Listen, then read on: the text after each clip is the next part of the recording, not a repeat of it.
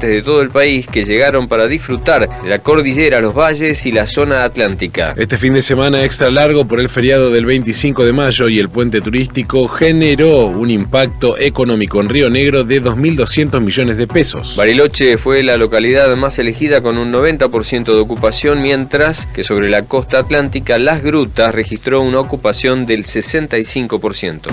Más información en telam.com.ar. En Onda Latina, paramos para comprar. Inicio espacio publicitario.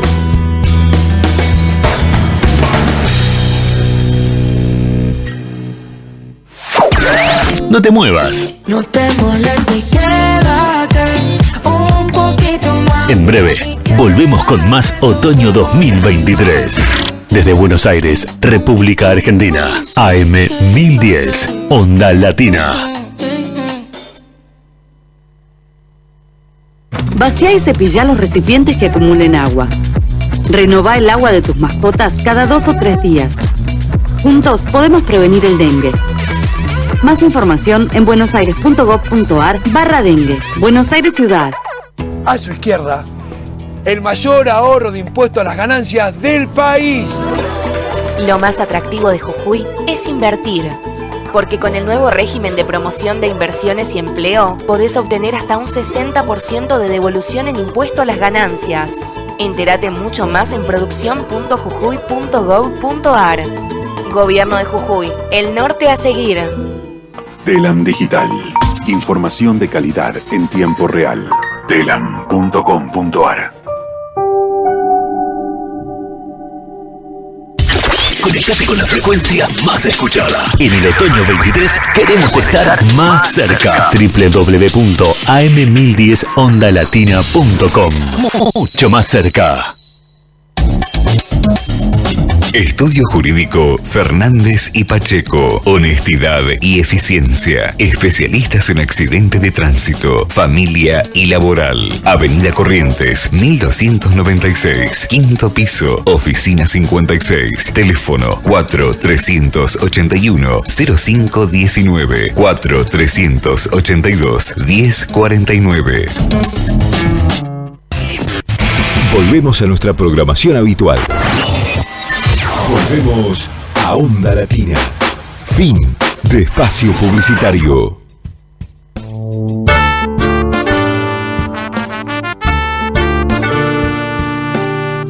La tarde-noche está en plenitud. Hagamos una pausa y abramos una puerta a la imaginación. Generación abierta en radio. Letras, arte, educación.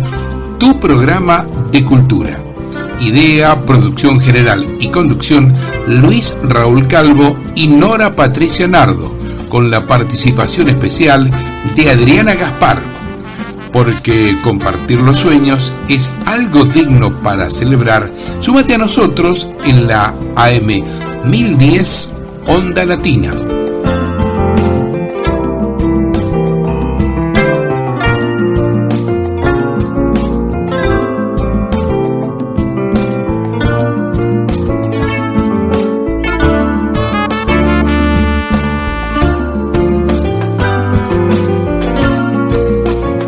Acabamos de escuchar fragmentos de la versión instrumental de la canción de Los Primeros Amores de Luis Raúl Calvo con el acompañamiento musical del maestro Oscar La Higuera. Vacía y cepilla los recipientes que acumulen agua. Renová el agua de tus mascotas cada 2 o 3 días. Juntos podemos prevenir el dengue. Más información en buenosaires.gov.ar/dengue. Buenos Aires Ciudad. Hola, ¿qué tal? Buenas tardes, noches. Nuevamente acá en la M1010 Onda Latina con Generación Abierta en Radio. Letras, arte, educación, también entrevistas. Nos acompaña en la operación técnica Fabricio Guerrero.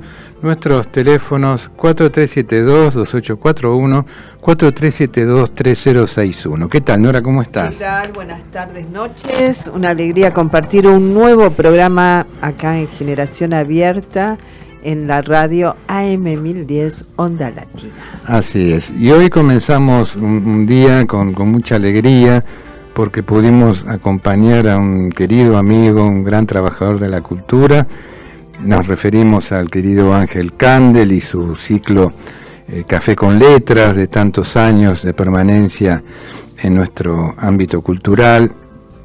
Y bueno, hoy, querido Ángel con Café con Letras recibieron una importantísima distinción, ¿no?, que es haber sido declarada de interés cultural la publicación que él dirige hace tantos años. Así que bueno, fue un momento de mucha alegría haber podido estar con él y compartir también junto a un grupo de en primer lugar su señora, sus hijas, su nietito y los amigos de la cultura, poetas, ¿no es cierto?, artistas y bueno, gente de diferentes lugares que estuvo presente para acompañar a Ángel Candel. Así es, la verdad que una alegría poder estar ahí, porque bueno, se lo merecía, porque como vos decís, un gran gestor cultural, y con mi mamá sobre todo, Antonella Ceibán, un cariño muy grande, ya era la decana de su antología, de su primera antología del Café con Letras, después hubo otras, y hasta los 99 años se comunicaba y le enviaba sus escritos que muy amablemente compartía con otros escritores acerca de la obra de mamá. Así que bueno, una alegría haber compartido. Muy generoso, Ángel, Sí. También, aparte de Café con Letras, en los espacios que le ha tocado estar, ¿no es cierto?, como decías muy bien, por ejemplo, en el periódico Nuestro Barrio, ¿no?, que en alguna oportunidad él estuvo acá con el director, también con un segmento que él tiene en la publicación, en la cual ha dado espacio a muchos escritores y artistas difundiéndolos. Claro, nuestro barrio, del barrio de La Paternal y otros barrios aledaños, pero bueno, el barrio de La Paternal. Y así que bueno, estuvimos en la legislatura, ¿no?, de la Ciudad Autónoma de Buenos Aires, en el salón Raúl Alfonsín. No, la sala de Alfonsín Astorni, por ejemplo. No, Raúl Alfonsín. ¿Y qué era Alfonsín Astorni? Otro lugar en otro momento, pero ahí estuviste con los cuadros. No, estaban los cuadros de Raúl, con Ernesto Sábato. Sí, varios episodios, digamos, reflejaban las fotos del transcurso de Alfonsín como presidente. Como presidente, ¿no? Exactamente. Una maravilla, unas fotos muy buenas, que hemos también sacado fotos de las fotos. Otra cuestión que me tenés que contar, así que andá buscando qué va a pasar el jueves de esta semana y qué va a pasar el martes de la otra. Mientras tanto, te voy hablando del pasaje de la Piedad, que sigue siendo uno de los más bellos de la ciudad de Buenos Aires. El pasaje de la Piedad se encuentra sobre la calle Bartolomé Mitre, entre Montevideo y Paraná, frente a la iglesia de la Piedad. Fue construido entre los años 1880 y 1900 por Arturo Gramajo, en tierras heredadas por María de la Zaraza de Atucha, que habían sido adquiridas por su padre entre los años 1853 y 1857. La autoría total de la obra, que llevó un largo proceso de construcción, se desconoce por no encontrarse en realidad los planos originales. Pero podemos decir que la fachada más singular comienza a descubrirse al internarse en la callecita, y así de a poco se ven los frentes italianizantes con sus arcadas que lucen orgullosos, las artes decorativas y los balcones, los faroles, los letreros, la ornamentación de herrería. Dentro del mismo pasaje también se encuentra el Teatro de la Piedad. La Casa de la Piedad, llamada así por la iglesia de la Señora de la Piedad de Monte Calvario, ubicada también allí, a partir de 1901, se denominó Bartolomé Mitre. El pasaje, como hijo legítimo, heredó su nombre.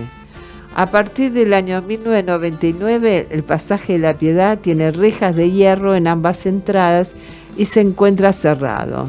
Para poder acceder al mismo hay que pedir autorización en la administración. Hay distintos tipos arquitectónicos y han vivido allí muchas figuras artísticas. Es cerca donde está Ospose, ¿no? Exactamente, donde estaba, no sé si sigue estando. Y donde estaba en su momento un bar llamado Bukowski, claro, en honor al poeta, donde se hacían ciclos literarios. Recuerdo muy bien sobre todo un ciclo que llevaba a cabo nuestro querido amigo Daniel Grad. Así es. En ese lugar. Bueno, sí, como vos bien decís, está sobre la calle Bartolomé Mitre, entre Montevideo y Paraná, ¿no? Así es. Bueno, tenemos también el próximo jueves, 1 de junio, 90x33. ¿Qué es esto? Bueno, estos son dibujos del artista visual Gladys Laura Álvarez. La inauguración 1 de junio, 19 horas, ¿dónde? Espacio y lugar cultural, el lugar donde, el lugar que dirige nuestra amiga Cristina García Oliver, está en la calle Mansilla 2982. Es un espacio realmente muy valioso, en la cual hay muestras de artes visuales, pero también hay ciclos de poesía, y sobre todo es un lugar muy cálido, transmitido justamente por su directora, ¿no? Nuestra querida amiga Cristina. Así que los esperamos el 1 de junio, 19 horas, a la muestra 90x33 de Gladys Laura Álvarez. La presentación va a estar a cargo de Nora Patricia Nardo y de quien les habla, Luis Raúl Calvo, y las visitas posteriores martes, jueves y viernes de 15 a 19 horas. El cierre de la muestra va a ser el 26 de junio. Por otra parte, el próximo martes, que estamos hablando de ahora, martes 6 de junio, vamos a tener en el bar 779, Cantina Cultural, que está en la calle Bartolomé Mitre, 1745, a metros de la avenida Callao. Tendremos el encuentro número 719 de nuestro Café Literario y de Arte, Antonio Aliberti. ¿A qué hora, Luis? Martes 6 de junio, 18:45 horas. Tendremos Poeta en el Recuerdo, Horacio Prerler, en el cual se recordará al poeta Carlos Alberto Débole, quien fuera secretario general de la Fundación Argentina para la Poesía durante muchos años. Tendremos lectura de poesía de Rafael Vázquez, en la cual van a participar Jorge Bach, Isabel Crich, María Elena Rocchio y Ricardo Rojas Aguirala. Tendremos narraciones breves de Susana Aguad, a cargo de Maximiliano González.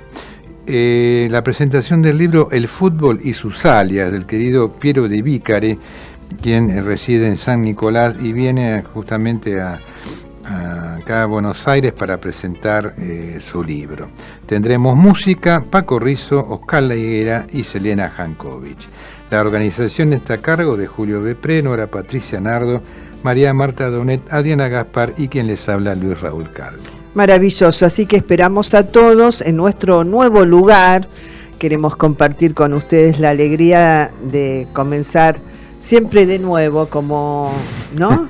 Es un eterno comenzar. Es un eterno comenzar por los barcitos lindos que tiene la ciudad de Buenos Aires y que nos invita a tomar un café o un buen vinito, a comer algo rico, a escuchar buena poesía, buena música y a encontrarse con amigos o a conocer nuevos amigos.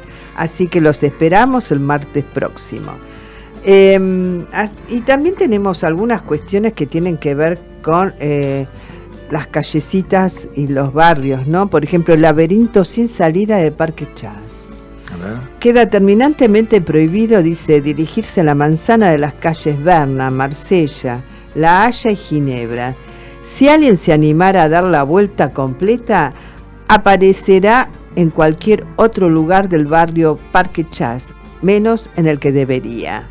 Cuenta la historia que en 1957 un grupo de exploradores franceses aceptaron el desafío y luego de intentarlo aparecieron en Villa Urquiza, un barrio ubicado a 3 kilómetros.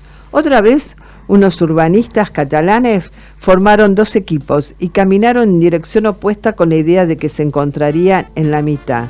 No fue así. Después de unos largos minutos, uno de los grupos apareció caminando detrás del otro. La leyenda nació en un cuento del escritor Alejandro Dolina, quien habla de este barrio característico por su difícil trazado de calles circulares y concluye diciendo, en realidad conviene no acercarse a Parque Chas. No conviene. No. La maldición de la facultad son leyendas, ¿no? Sí. Parece. Bueno, vos viste que en Parque Chas siempre te perdés. Claro, el problema de Parque Chas es ese, que entras pero no cuesta mucho salir. Claro, es muy difícil. La maldición de la facultad de ingeniería. No todo lo que brilla es oro y no todas las obras monumentales guardan historias felices. La actual Facultad de Ingeniería de la Universidad de Buenos Aires comenzó a construirse en 1912 bajo las órdenes del reconocido ingeniero Arturo Prinz. Detallista y obsesivo, apuntaba a construir el edificio neogótico más sorprendente de la ciudad. Todo comenzó muy bien hasta que en 1938, cuando ya había finalizado la primera etapa de construcción, misteriosamente se frenó el trabajo. Algunos hablaron de que los costos habían superado lo presupuestado y otros que los planos tenían un error de cálculo que, de continuar la obra, terminaría en un derrumbe. Prince murió un año después y las malas lenguas afirman que decidió suicidarse por no haber soportado el error cometido. En los años 50, un estudiante quiso retomar el proyecto y armó una tesis para continuarlo. No solo no lo llevó a cabo, sino que además jamás se recibió. A partir de ese momento, nadie más se animó a continuar el edificio que está en la avenida Las Heras, en el barrio de Recoleta. Imponente e inconcluso. Muy bien. Bueno, yo trabajé muchos años ahí en zona de Villa Ortúzar, ahí lindante con Parque Chas.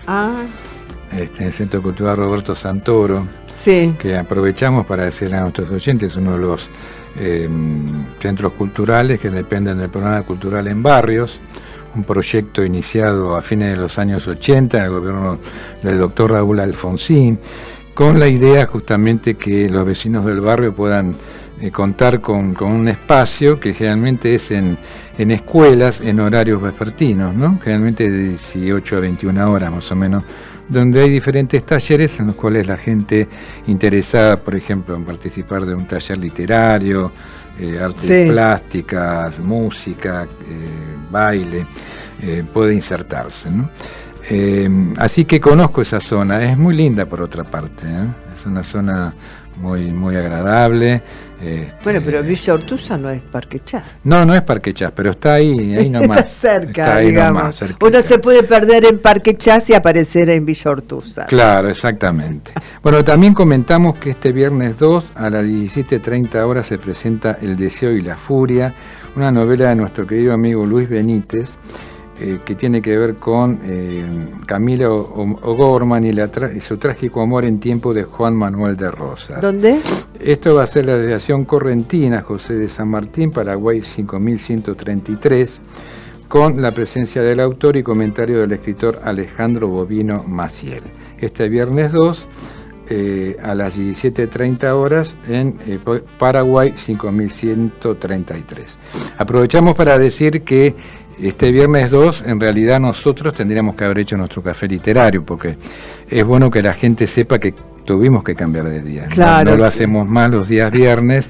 No vamos a llorar por eso tampoco. No, por supuesto, pero es bueno que la gente sepa que el café literario Antonio Oliverti a partir de ahora se empieza a llevar a cabo los primeros y terceros viernes. No, martes. Primeros y terceros martes a las 18:45 horas. Es decir, el horario es el mismo. Y también cambia el lugar, repetimos, 779 Cantina Cultural, Bartolomé Mitre 1745, a metros de la avenida Callao. Muy bien. Y estamos aprendiendo. Y ahora vamos a terminar por esta etapa por lo menos por este mes, con don Pajarito Saguri, compartiendo este tema, El Mago, este CD, mejor dicho, El Mago de los Vagos, en la cual él lo dividió en 3 partes, ¿no? La primera década del 80, la segunda década del 90, con Manal y Morris, que estuvimos escuchando la semana pasada, y ahora temas que él denomina del siglo XXI, grabado en los estudios de Rino Raffanelli. Vamos a escuchar el primer tema, que se llama Apurado y sin tiempo. Adelante, Fabricio. Voy apurado y sin tiempo, de medio millón ya no existe un reloj. Quiero mirar hacia adentro, hacia esta vida, saber quién soy yo. Voy apurado, sin tiempo.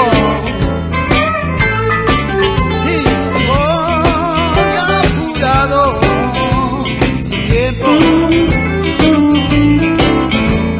Y todo el día me pregunto, ya lo dijo Javier.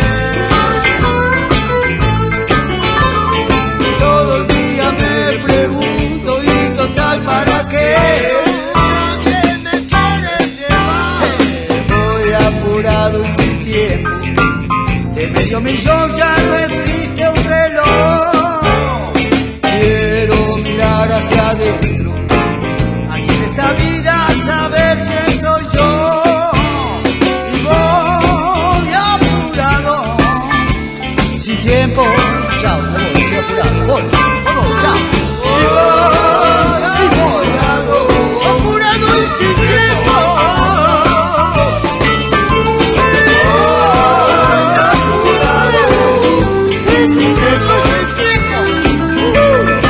Me voy, no ves cómo estoy, chao.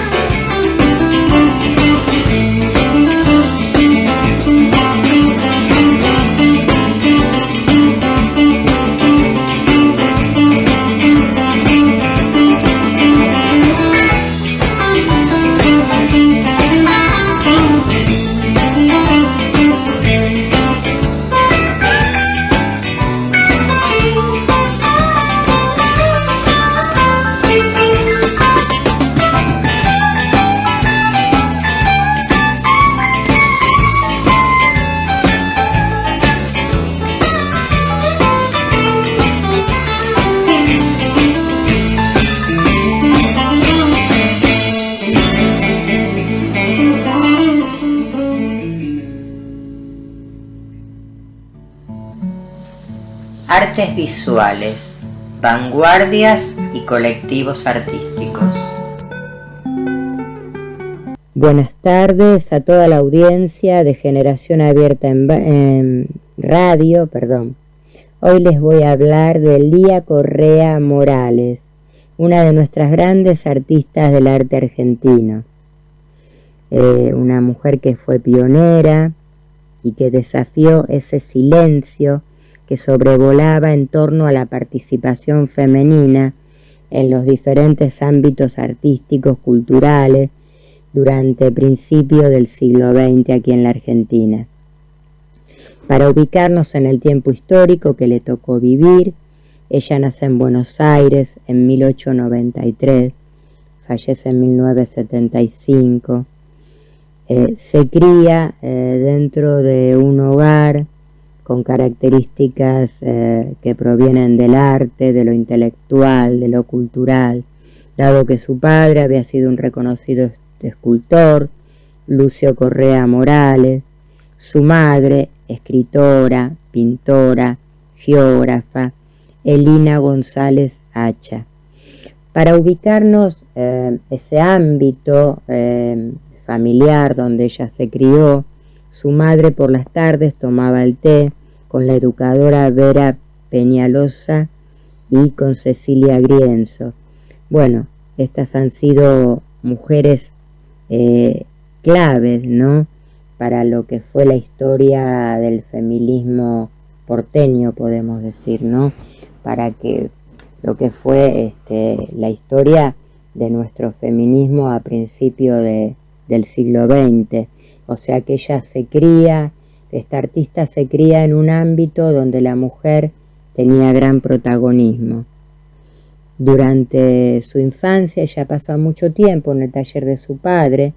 Si bien su padre era escultor, ella ahí aprende las técnicas de dibujo, de pintura, a su vez la pintura para desarrollarla con diferentes técnicas.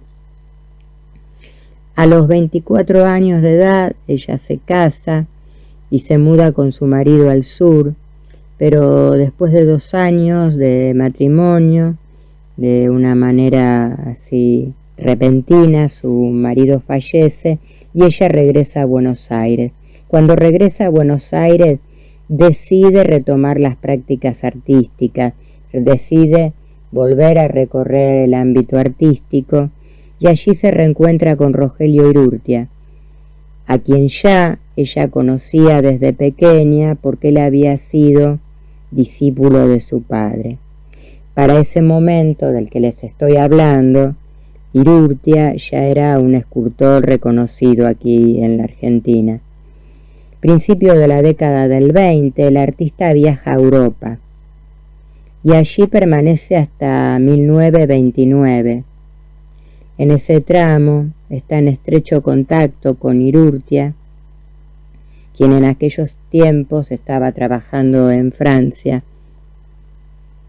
También por aquel tiempo, esos casi 10 años que ella estuvo en Europa, fueron 10 años muy intensos de mucha actividad artística porque tomó contactos con muchos maestros, vio la obra de grandes maestros de distintas vanguardias que habían sucedido hasta el momento, tuvo la posibilidad de exponer en salones nacionales, en distintas muestras, tanto en lugares privados como en lugares públicos. Bueno, fue un tiempo de mucho crecimiento para el artista. A su regreso a la Argentina, para esto la mujer de Rogelio Urrutia fallece y Lía y Rogelio deciden casarse. Ya era una pareja madura porque ambos se casaban en segundas nupcias. Lía fue siempre una artista muy transgresora porque fue algo que ya lo vivió en su casa materna, ¿no? Cuando yo hablé de estas mujeres claves para el feminismo, ¿no? Que habitaban las tardes en su casa.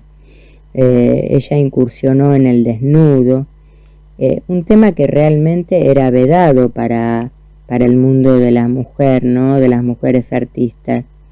El desnudo era permitido para los varones. Indagó mucho en el tema de género, trabajó de manera constante realizando monocopias, dibujos, pinturas, pero también fue muy reconocida por retratos de niños que realizó, incluso retratos de grupo familiar, ¿no? En 1935 ella desafía un poco a la sociedad de la época, esa sociedad tan conservadora, realizando un autorretrato al que llamó Despertar, ¿no? En la que ella se retrata desnuda. Bueno, esto fue realmente un desafío para la época, pero era una artista que siempre iba un paso más adelante, más allá de la belleza de su obra, también tenía ese carácter impulsivo, ese carácter con lo cual ella emprendía estos logros que creía merecedores para la mujer y que, por supuesto estaban vedados, ¿no? Así que podemos decir que fue una de las pioneras en el feminismo de nuestra historia del arte. También, paralelamente a los desnudos, ella se interesó mucho por el tema de las bailarinas, estudiar sus gestos, sus movimientos. Realizó muchísimos croquis. Creo que ella ve mucho la obra de Degas en Europa y esto la inspira un poco también a volcarse, ¿no?, a estas temáticas. Su esposo Irurtia se siente muy atraído por la obra de ella y realmente hay un diálogo importante entre las dos obras, ¿no?, porque hay mucho respeto y admiración de ambos. Ambos se interesan por la obra de cada uno de ellos, ¿no? Bueno, con su mobiliario completo y obras de arte, tanto Irurtia como Lía Correas Morales transfirieron su casa al Estado Nacional y organizaron un museo, el que abre sus puertas en julio de 1949. Tras la muerte de Irurtia en 1950, justamente Lía es la que queda a cargo de la dirección de esta casa museo, ¿no? Y de esta manera se convierte en una de las primeras mujeres artistas en dirigir un museo de bellas artes, en dirigir un museo de arte, un logro también muy importante y destacado para la época, porque realmente no era algo común, ¿no?, que una mujer ocupara un cargo así en un museo, ¿no?, donde también estaban sus obras, más allá de que también parte de su obra está en el Museo Nacional de Bellas Artes, igual que también la de su esposo. Pero bueno, me pareció que es un artista que gran parte de la audiencia debía conocer, y de esta manera pueden indagar más sobre su obra, pueden indagar más sobre las investigaciones que se realizaron sobre su obra, que realmente son investigaciones muy interesantes que han realizado críticas y bueno, y pensadoras e investigadoras argentinas, ¿no?, sobre distintas artistas de nuestro país. Así que bueno, no solo también de nuestro país, sino de Latinoamérica y del mundo. Entonces me parece que era importante que pudieran conocer el nombre de este artista para poder seguir indagando. Bueno, y con esto me despido hasta la próxima semana. Vacía y cepilla los recipientes que acumulen agua. Renová el agua de tus mascotas cada 2 o 3 días. Juntos podemos prevenir el dengue. Más información en buenosaires.gov.ar/dengue. Buenos Aires Ciudad. Resignación. Aleja tus pensamientos de las cosas que ya pasaron. Pensar en lo pasado aviva el dolor y el arrepentimiento. Aleja tus pensamientos de las cosas que han de ocurrir. Pensar en el futuro nos llena de angustia. De día es mejor estar como un costal en tu silla. Por las noches es mejor estar en tu cama como una piedra. Cuando llegue la comida, abre entonces tu boca. Cuando llegue el sueño, cierra los ojos. Poi Chu, 1, años 772-846. ¿Del libro? 59 poemas chinos, traducción castellana, tomada por la versión inglesa de Arthur Waley por Pablo Cruz Aguirre. Y la editorial Acción Editora, ¿no? Exactamente. Muy bien, vamos a otro tema musical. Ya tenemos a nuestro invitado de hoy en el estudio. Vamos a otro tema con Pajarito Saguri.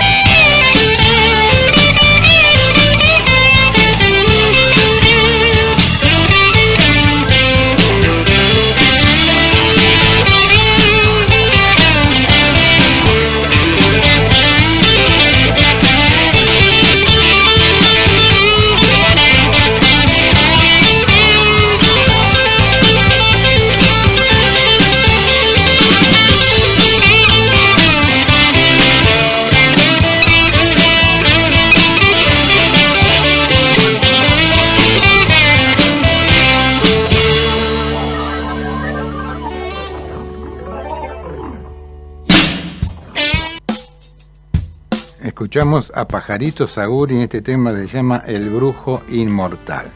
Y bueno, y tenemos acá en el estudio a nuestro invitado de hoy, que es un amigo de hace muchos años, colaborador permanente de Generación Abierta, de la revista, del programa de radio.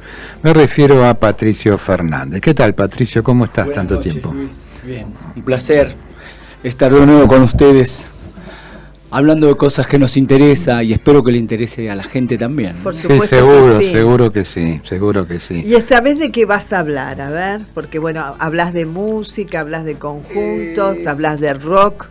Vamos a hablar de un personaje absolutamente polémico, pero muy interesante, que fue Rodolfo Walsh. ¿Por qué polémico? Polémico porque Walsh, ¿de qué manera lo analizamos? El Walsh militante y periodista, el Walsh periodista e investigador, o el Walsh escritor, que fue como comenzó su periplo por las letras. Sí. Walsh fue un tipo que y encima tuvo en principio sus contradicciones, ¿no? Porque fíjate que Walsh fue un tipo absolutamente antiperonista. Sí, en su primera época comienzos. sí. Hasta los 29, 30 años, Walsh era un tipo... Pero tantos otros más que también lo eran dentro de una línea de izquierda, ¿no? En aquellos años, sí. Bueno, y esto es lo que despertó también la pasión por el peronismo, que no fue el único, ¿no? Pero hay una cosa que yo rescato, no solo la parte de Walsh como escritor, que si bien algunos lo reivindican como un tipo que... Es verdad, él da el puntapié inicial a un género no ficción dentro de la literatura, no solo argentina, sino de la literatura en general. Sí. Porque uno de los principales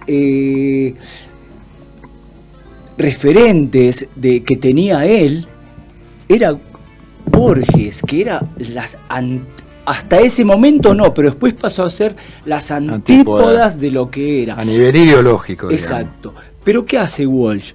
Walsh comienza su periplo de periodista e investigador, que ahí es donde comienza a misturar el género de no ficción. Y esto siempre lo digo porque me parece interesante remarcarlo, se antepone a Truman Capote, nada más y nada menos que a Truman Capote, cuando Capote hace en la década del 60 a Sangre Fría. Pero también se antepone a Tom Wolfe, que Tom Wolfe es uno de los referentes también de la década del 60, que hace el nuevo periodismo en Estados Unidos y toma una mayor trascendencia por el hecho de ser americano, claro, ¿no? Estas cosas que tienen ellos, que puede haber una persona que se antepone a las estéticas de ellos, pero si lo hace un americano ya hace referencia. Walsh empieza con Operación Masacre, haciendo un trabajo de investigación que es una tarea absolutamente nueva para él, porque venía haciendo un trabajo y una devoción por las letras y por el policial. Él le gustaba mucho el policial, muchísimo el policial. Sí. Y tenía como referencia también a Borges, cuando Borges agarra y empieza a hacer con Biois. Hay toda una colección. Claro, sí. Cuando Borges comienza... Una de las tantas, también ¿no? con Silvina Ocampo. Sí, Silvina también participaba en una que nosotros estuvimos difundiendo, ¿te acordás? Sí. No hace mucho tiempo. Entonces Borges toma esa referencia, ¿no? de hacer el periodismo, una literatura policial, pero él reniega muchísimo de eso después. Ni bien comienza, parece que le cayó una ficha muy importante a él cuando pasan los hechos los asesinatos, la masacre de Coronel Suárez, donde ahí es donde él se va identificando, porque anteriormente era un burgués total, como él decía, que se avergonzaba de sus escritos, y que no solo se avergonzaba de sus escritos, sino él quería y soñaba con ser un gran periodista de la nación. En aquella época ser un periodista de la nación tenía que ver, y con las connotaciones políticas que ella era, ser un gorila con todas las medallas que le podés dar a un tipo de esto. Sí, pero hay que reconocer algo, más allá de la tendencia ideológica de La Nación, que bueno, siempre fue igual. En aquellos años era un buen diario. Y tenía un excelente suplemento literario. Tenía un excelente suplemento literario, escribían plumas importantes. Uno podía no coincidir ideológicamente, pero y creo que desde ahí a lo mejor Rodolfo Walsh sentía ese deseo, digamos. Entonces, cuando hablan de que Rodolfo Walsh en la literatura comienza a abrir nuevos caminos, no es tan así, Luis, porque en esa época, él cuando retoma en Operación Masacre, y que comienza a hacer este trabajo de investigación, ¿qué hace? Toma la realidad de un lugar, o sea que hace hace una literatura no ficción. Esta literatura de no ficción es la que tuvo los antecedentes hasta que llegó Borges en la literatura argentina, porque si vos Chacho Peñalosa, el Facundo de Sarmiento, La resbaladiza, que es un poema de Euscasubi, que es Hilario Escasubi. Sí. Después, toda esta literatura, Amalia de Mármol, que está considerada una de las primeras, siempre están basadas en la realidad, están basadas en un contexto político, contexto sociocultural y político. No es ficción pura y dura, no es ficción. No. Entonces, por eso, él empezó a venerar a Borges, porque Borges es pura y exclusivamente ficción. No. Entonces deseaba, pero cuando pasan los acontecimientos del asesinato a él le cae una ficha terrible. Empieza el trabajo de investigación, siendo un periodista que solo le interesaba escribir también sobre cosas que tenían que ver con un compromiso político, pero muy social más que político, ¿no? Se siente absolutamente seducido por este tipo de periodismo que él mismo lo genera, ¿no? Sí. Entonces lo que hace él es empezar a hacer un trabajo de investigación muy, muy minucioso que nunca se terminó. Vos fíjate que Operación Masacre, siempre cada editorial, cada edición que salía la corregía, porque él iba siempre recopilando datos, cada vez más información. Iba agregando cosas. Iba agregando cosas. Entonces, esto lo lleva a hacer un trabajo muy, muy interesante a él, donde nunca, pese a las otras actividades que tenía, nunca dejó de lado este tema del libro Operación Masacre. Luego él viaja a Cuba, seducido por toda la revolución cubana de aquella época, del año 59. Se junta con gente maravillosa que crea la famosa agencia de noticias, junto a García Lupo, García Márquez, Massetti, gente que ya venía más comprometida con un tema más político. Para él era un escenario absolutamente nuevo estar frente a esta historia. Hay una anécdota que cuentan, que no sabe si los cubanos, por ser obsecuentes a él, él quería ir en un momento a ver cómo funcionaban este arte de hacer los cigarros en Cuba, y a nadie le interesó, fue él y otro, y creo que Massetti, alguno de ellos más. Y cuando están llegando para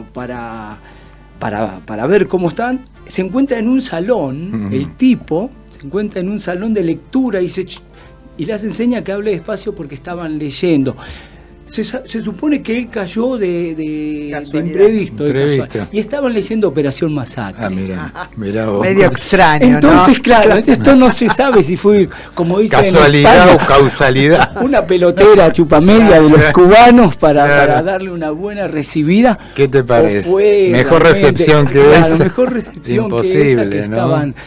Entonces él se queda totalmente seducido por la Revolución Cubana y con el Che Guevara también, ¿no? que quedan ahí. Entonces, y les hace un favor alucinante, increíble, que fue cuando él de alguna manera va desmembrando el futuro ataque que los americanos tenían para invadir la isla de Cochinos, y él le pasa la información al Estado cubano y queda absolutamente todo trunco, ¿no? pero era un tipo que tenía una visión y un compromiso que ya evidentemente se lo despertó Operación Masacre, pero ya era un tipo con esa vocación de investigar. No, claro. Con un compromiso. Y después viene todo el tiempo de Argentina también, dentro del contexto de América Latina. Después, cuando vuelve a Argentina, él se queda un par de años ahí, pasa un poco desapercibido, comienza a escribir en revistas de nuevo, hasta que Jorge Álvarez le propone, de alguna manera, bueno, aprovechar que tenés una buena pluma, escribí una novela para sumarte al boom latinoamericano, claro, de García Márquez, de Puglia, de toda esta gente que y él ya empezaba, ya le cambió la cabeza y empezó a renegar de la novela burguesa, de aquella novela que tenía el sueño de ganar un Pulitzer, de aquella novela que tenía el sueño de ser un gran escritor conocido. Empezó a subestimar esa tarea literaria y empezó una tarea muchísimo más comprometida con el periodismo, que es cuando le ofrecen trabajar en hacer el diario de la CGT de los argentinos, que estaba absolutamente dividida entre Raimundo Ongaro, que era, llamémosle para ellos, un compañero, y estaba por otro lado Bandor, que respondía a Onganía, a la burocracia sindical. Sí, a los opuestos, digamos.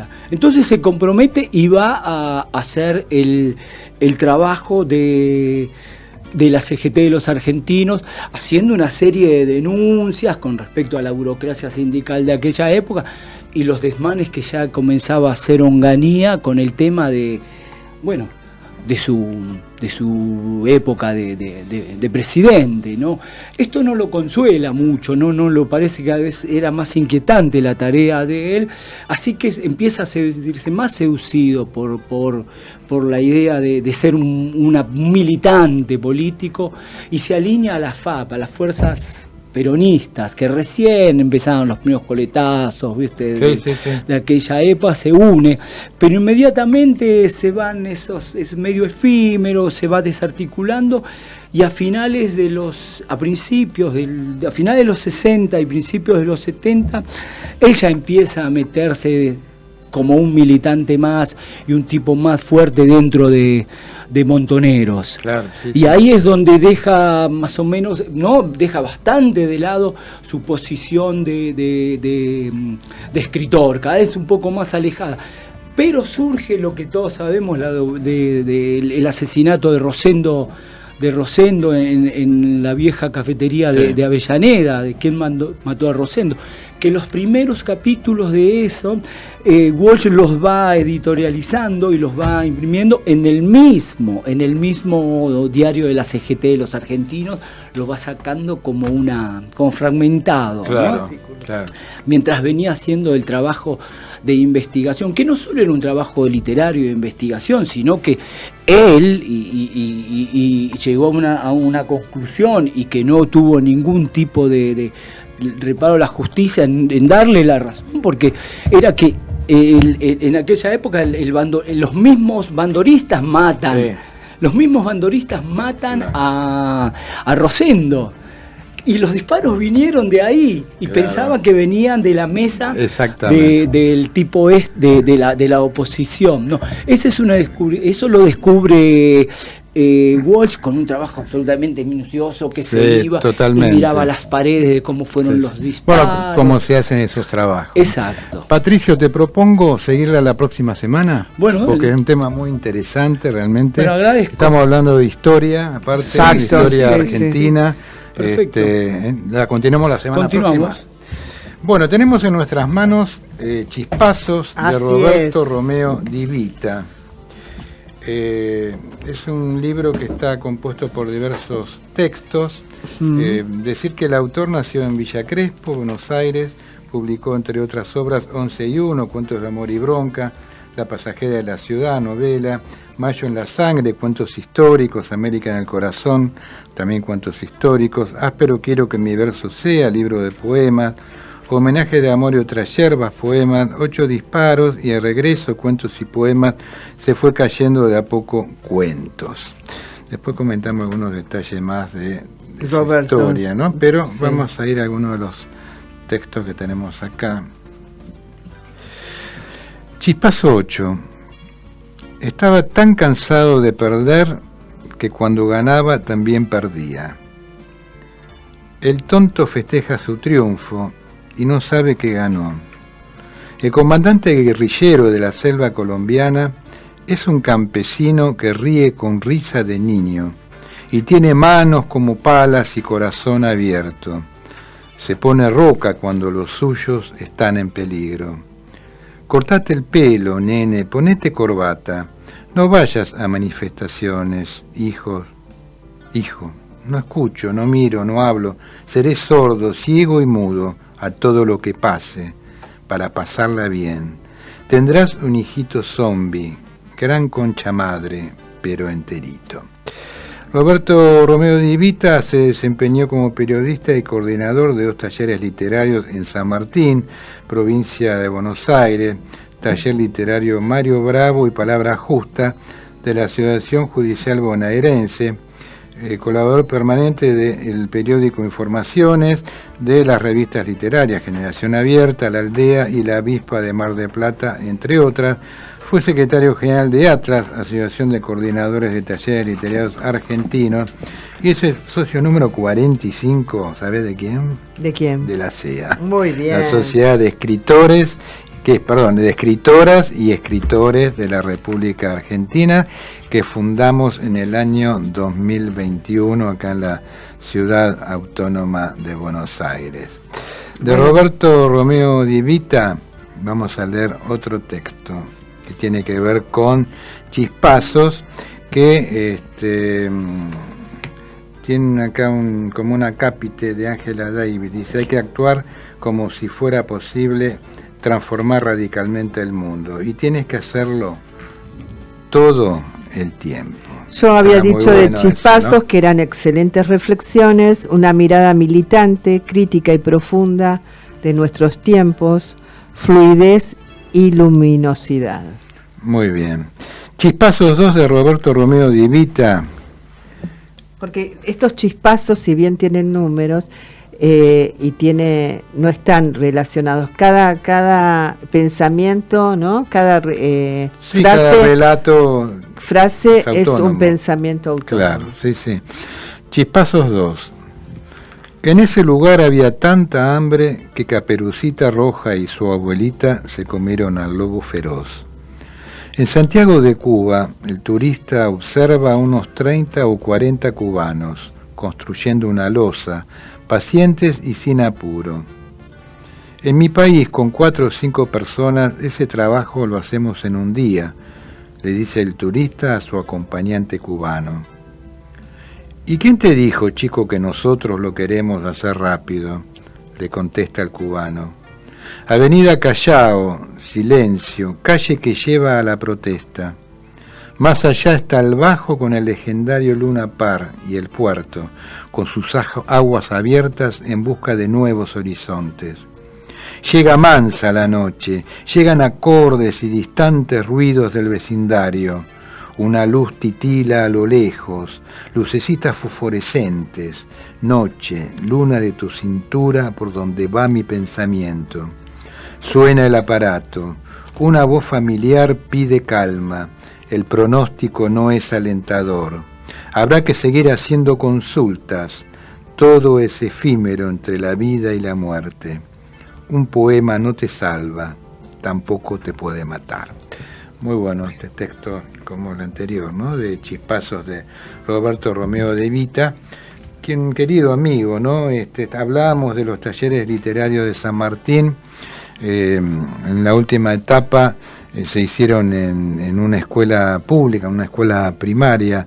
Vos has venido, Nora, varias veces a ese lugar cuando Roberto organizaba encuentros literarios. Justamente, también. Sí he estado. La verdad que los encuentros literarios en la escuela en San Martín eran maravillosos, la concurrencia que había, eran jornadas intensas de todo el día, muchas horas. Uno comía, tomaba y escuchaba a poetas amigos, conocidos o no conocidos.